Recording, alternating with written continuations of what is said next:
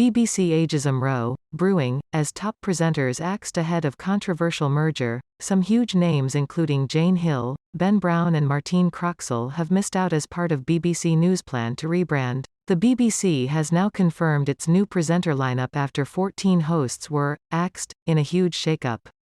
BBC News and BBC World News channels saw 70 job losses in the UK as part of its plan to rebrand. BBC insiders have suggested this could lead to an ageism row. From April this year, the BBC News channel and BBC World News will disappear and be replaced by a new channel called BBC News, aimed at both UK and international audiences. Merging the two channels is part of a £500 million cost-cutting exercise, and creating a digital-first approach. Presenters were invited to apply for the chief anchor roles, but Jane Hill, Ben Brown and Martine Croxall were not chosen. Instead, Matthew Amralawala, Christian Fraser, Yalda Hakim, Lucy Hawkins and Miriam Mashari will be the key presenters. According to The Guardian, the National Union of Journalists is arguing there is still room for others on the new channel. The report said, one source said eyebrows had been raised about the age of the women who had not been chosen, and claimed all but one of them have had pay corrections due to equal pay issues.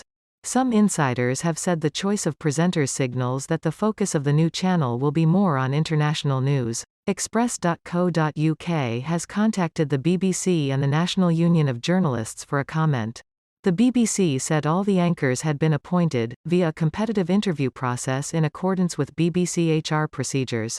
The news comes after Joanna Gosling, David Eads and Tim Wilcox announced they would be leaving the channel. Joanna fought back tears as she presented her last show at the end of January. After her final news item, Joanna acknowledged her exit from the BBC. She told viewers, "Now it is just about time for me to say goodbye for the last time. I am signing off after 23 years at BBC News, and before I go there are just a few things I wanted to say. I know this job is personal. We come directly into your home to tell you what's happening, good, bad, funny, sad. And in doing my work I always consider how you might be responding to the news you are hearing and what you might want to know. But your response to me leaving has been completely unexpected and I have been really touched by the wave of warmth and kindness from you. And I want to say thank you for all of your good wishes. It really has meant a lot to me." Her colleague Eads has presented his final show already, with Wilcox's exit date yet to come to light.